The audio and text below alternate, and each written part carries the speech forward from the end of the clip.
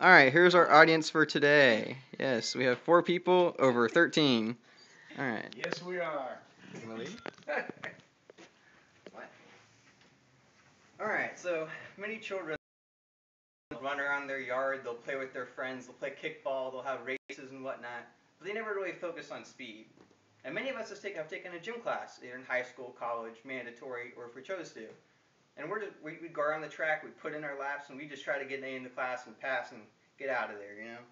But some people, that's not enough for them. They have to try to reach the pinnacle of it.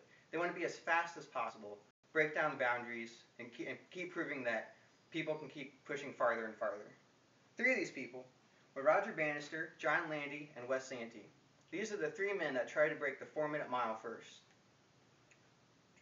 And they all had different reasons for it. For Roger Bannister, it was to prove it was possible. Every physiologist and trainer stated very scientifically that if you were try to break 4 minutes in the mile, it was dangerous. Not only was it not possible physically, but it was dangerous to your health. Your heart would have problems, your lungs would burn, and it would cause serious long-term injuries. Bannister didn't believe that. He was studying medicine at Oxford, and he had the proof to back it up, that it was not only possible, but it was very much achievable. For John Landy, it was different. It was about national pride. He wanted to put Australia back on the map and show that they were still a contender in long-distance races. They hadn't fallen off the map. Although they did fade in the late 1940s and the early 1950s, he was going to bring them back and show the world what they had. And for Wes Santee, the U.S. little whippersnapper, if you will, he wanted to show he was the best runner. He just wanted to be the best guy. He thought that he was the best, and he had to show the world that he was the fastest. Nobody could compete with him. Now, they all trained different ways because of their mindset. For Bannister, he only had 30 minutes a day because he was earning his medical degree at Oxford. This gave him the background to go ahead and make his running more efficient, to focus on quality workouts, not quantity. He had his 1-hour lunch every day to train. With commute, and with hopefully a shower and lunch if he was lucky, he had 30 minutes to train a day. Almost no time to achieve the impossible, the 4-minute mile. For John Landy, he put in a lot more miles. He was closer to 50 or 60 miles a week compared to 30 to 35 for Bannister. He focused more on more miles, maybe not quite as good quality. He didn't have the theory that Bannister had. And Wes Santee, he had a lot of teammates to run with at the University of Kansas where he ran for 4 years as an amateur. However, nobody could keep up with him. So really, his advantage with teammates, it didn't give him very much of an edge.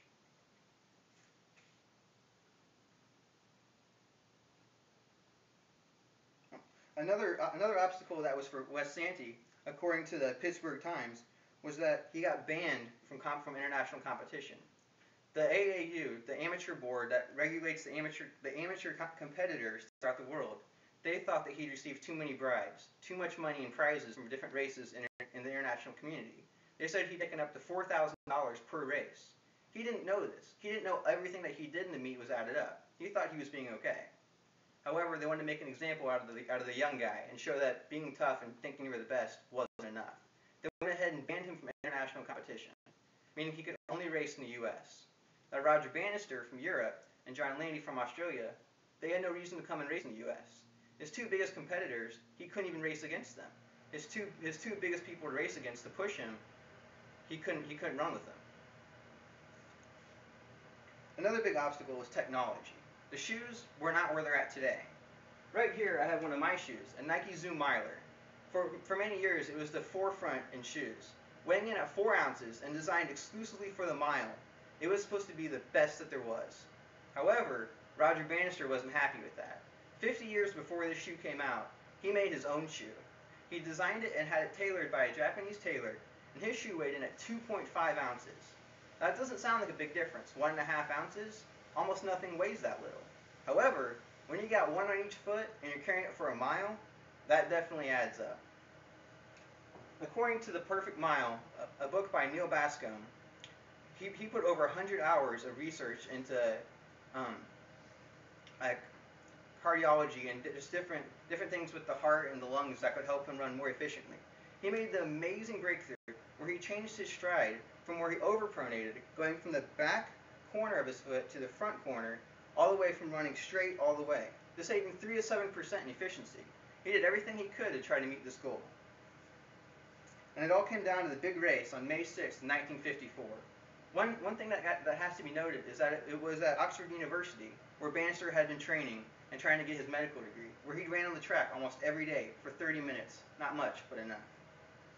Him and two of his teammates, Chris Shadoway and Chris Brasher, they started out the race. The gun goes off, and they went ahead, and by the end of the first lap, they'd taken the lead. Now, these two athletes, they trained with him for many weeks, many months, and they were in phenomenal shape, but they certainly weren't where he was at. After 1,000 meters, Shadoway faded away, but he still finished the race as the rules required. They were right on pace for under 4 minutes. Chris Brasher, he managed to hold on for 1,300 meters, only 300 meters shy of the full race, possibly able to win it. However, that's when Bannister's famous kick came out. He was known for being a quick closer. He'd run that last lap, 55, 53 seconds, unbelievably blazing fast. Some people said the track would actually be melted where he'd run over it. And for the last lap, he closed with a 57-second lap. Very, very impressive. Even by today's standards, that's very strong. His final time was 3:59.6, making him the very first man to run a mile in under 4 minutes, and with much less technology than we have nowadays. However, John Landy, he wasn't happy about this. He wanted to be the first one, but he missed it. 6 weeks later, he ran his personal best of 3:58.1, very strong, and once again with no competition. On August 7th of 1954, just a few months after the first sub-4, the two men met. It was at the British Empire and Commonwealth Games in Vancouver, Canada. They both got up to the line. They had different strategies. Bannister a sprinter, Landy more of a long-distance kind of guy. He could hold on, but he couldn't kick very fast. He couldn't sprint very quickly. Bannister knew that Landy's strategy would be to take it out fast and try to shake him, try to build a gap that would be enough for the fourth lap to hold him off. So on the third lap, after Landy had accumulated a 45-foot lead, approximately 15 meters, Bannister started to close it.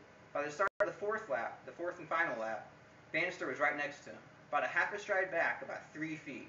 Every time Landy's foot went left, Bannister was right behind him, stride for stride, just matching him. With 200 meters to go, Bannister made his move. He goes ahead and he gets right next to him. Now Landy, he knows what's going on. He knows he can't sprint faster than him. So his strategy, try to kick it up a little bit more. Just try to stay right next to him and just get in his head. Well, with about 100 meters to go, Landy wants to see where Bannister is at, see if he's still holding on. He glances over his left shoulder, and right at this very moment, Bannister knows that it's going to happen, and he goes past his right shoulder. This was a defining moment in the race, because by the time Landy had corrected himself and was going the right direction, Bannister was ahead of him. The race was over. With that, Bannister was able to win the Miracle Mile, as it was called, with a 3:58.8, the second fastest mile ever. Landy finishing a very respectable 3:59.6, tying Bannister for the third fastest mile ever. In conclusion, though it was an amazing achievement, it's still a great thing to strive for today.